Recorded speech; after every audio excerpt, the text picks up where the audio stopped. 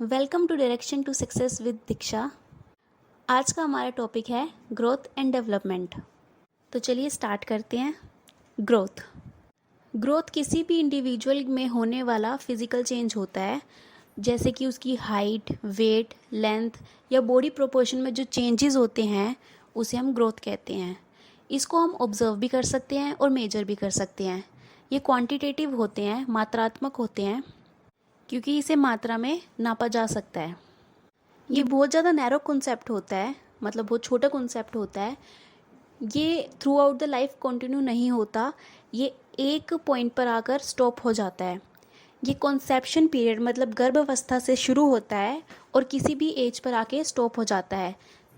अब जैसे कि आपने देखा होगा, आपकी हाइट हो गया, आपकी वेट है, आपकी फिंगर्स की जो लेंथ होती है वो एक पॉइंट तक ही बढ़ती है। ऐसा नहीं है कि थ्रू आउट द लाइफ बढ़ती रहेगी, इसलिए ये एक पर्टिकुलर एज पर आकर स्टॉप हो जाता है। ये डेवलपमेंट से इन्फ्लुएंस होता है और ये एक्सटर्नल प्रोसेस है, क्योंकि इसमें सिर्फ फिजिकल चेंजेस होते हैं और कोई भी चेंजेस नहीं होते, इसलिए ये एक्सटर्नल प्रोसेस है। नेक्स्ट इज़ डेवलपमेंट, जो किसी भी इंडिविजुअल में फिज़िकल चेंज के साथ साथ और बाकी चेंजेस भी होते हैं, जो ओवरऑल चेंजेस होते हैं, जैसे कि सोशल चेंज, इमोशनल चेंज या उसके मेंटल लेवल में चेंज, साइकोलॉजिकल लेवल में चेंज, उसे हम डेवलपमेंट कहते हैं। ये सिर्फ फिज़िकल चेंज नहीं, बाकी एस्पेक्ट्स में भी चेंज लाता है। ये जो चेंजेस होते हैं इससे हम मैच्योर पर्सन बनते हैं। इनको हम मेजर नहीं कर सकते, क्योंकि अब आप किसी बच्चे का ये मेजर नहीं कर सकते कि वो कितना सोशल है, कितना इमोशनल है, उसका मेंटल लेवल कितना है। ये सब आप उसका मेजर नहीं कर सकते, इसलिए इसको हम मेजर नहीं कर सकते। ये qualitative as well as quantitative होते हैं, क्योंकि इसमें हमारे गुणों का भी विकास होता है। अगर बाय चांस आपको क्वेश्चन में ये आ जाए कि ये क्वालिटेटिव होते हैं या फिर क्वांटिटेटिव होते हैं, दोनों एक साथ ना आए, तो आप क्वालिटेटिव को चूज़ करना, और अगर दोनों ही आए तो दोनों को ही चूज़ करना। ये बहुत ज़्यादा ब्रॉड कॉन्सेप्ट होता है, ये थ्रू आउट द लाइफ चलता है। ये कॉन्सेप्शन पीरियड मतलब गर्भावस्था से शुरू होता है और कभी भी नहीं रुकता। Even after maturation, maturity gain करने के बाद भी ये नहीं रुकता। ये हमारा वूम टू टूम होता है, मतलब गर्भ से कब्र तक चलने वाला एक प्रोसेस होता है। ये ग्रोथ से इन्फ्लुएंस नहीं होता और ये इंटरनल प्रोसेस है, क्योंकि इसमें विद इन द बॉडी भी बहुत सारे चेंजेस होते हैं। अब जो आपको डायग्राम दिखाया हुआ है उसमें जो ब्लैक सर्कल है, जो कि बहुत ज़्यादा ब्रॉड है, वो है हमारा डेवलपमेंट। उसी के अंदर आता है मैच्योरिटी और ग्रोथ। इट मीन्स मैच्योरिटी और ग्रोथ डेवलपमेंट का ही पार्ट है, जो कि बहुत ज़्यादा नैरो है और डेवलपमेंट में आता है। अब है डोमेन्स ऑफ डेवलपमेंट। 4 डोमेन्स होते हैं: फिजिकल, कॉग्निटिव, सोशल और इमोशनल। फर्स्ट है फिजिकल डेवलपमेंट, शारीरिक विकास। जब किसी इंडिविजुअल में फिजिकल या बायोलॉजिकल चेंजेस होते हैं उसे उसका फिजिकल डेवलपमेंट कहते हैं। अब इसमें उसकी बॉडी में चेंज होते हैं, ब्रेन में होते हैं, मोटर स्किल्स में होते हैं, सेंसेस में होते हैं और उसकी वेलनेस में होते हैं। अब इसी में ही हमारा आता है मोटर डेवलपमेंट। अब जैसे कोई छोटा बच्चा है वो डंबल नहीं उठा सकता, बट जो एडोलेसेंस का बच्चा है वो इजीली डंबल उठा सकता है। दैट मीन्स जब बच्चे की जो बोन्स मसल्स में जो स्ट्रेंथ आती है, जो चेंज होता है उसका एबिलिटी टू परफॉर्म, उसी को उसकी मोटर डेवलपमेंट कहा जाता है। अब ये 2 टाइप की होती है, ग्रोस मोटर स्किल्स और फाइन मोटर स्किल्स। फर्स्ट है ग्रोस मोटर स्किल, स्थूल क्रियात्मक कौशल। इसमें हमारी पूरी बॉडी की मूवमेंट की रिक्वायरमेंट होती है किसी भी एक्टिविटी को परफॉर्म करने के लिए, और लार्ज मसल का यूज़ होता है, जैसे कि स्टैंडिंग, वॉकिंग, रनिंग, जंपिंग। इन सब में हमारी लार्ज मसल का यूज़ होता है। और ऐसे नहीं है कि कोई भी छोटी मसल या फिर कोई भी एक बॉडी पार्ट मूव करेंगे तो ये एक्टिविटीज़ परफॉर्म हो जाएगी, नहीं। इसके लिए पूरी बॉडी की मूवमेंट की रिक्वायरमेंट होती है। नेक्स्ट, फाइन मोटर स्किल्स, सूक्ष्म क्रियात्मक कौशल।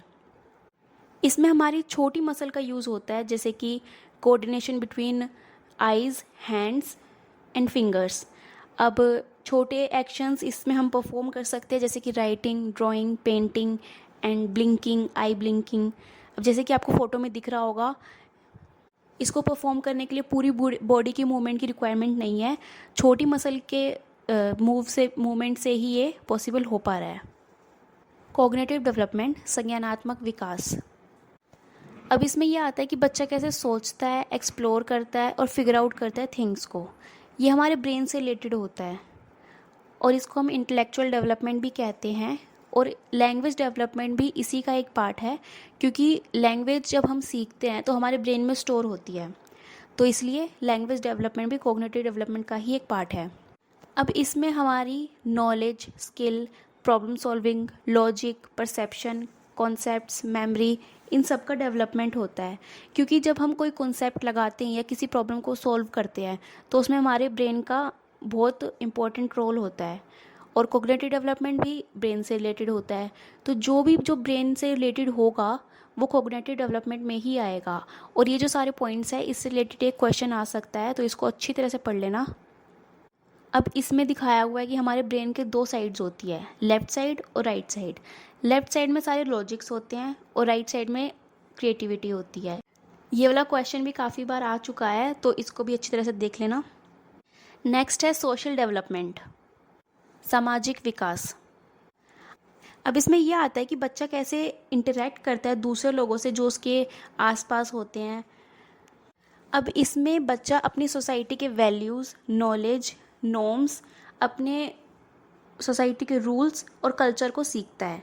अब जैसे वो बाहर निकलेगा, अपनी सोसाइटी में कैसे बिहेव करना है, दूसरे लोगों से कैसे बात करनी है, ये सब उसमें सीखता है सोशल डेवलपमेंट में।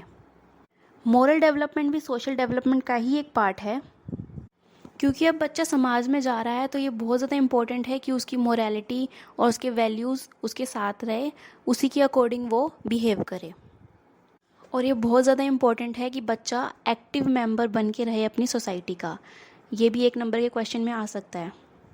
नेक्स्ट है इमोशनल डेवलपमेंट, संवेगात्मक विकास।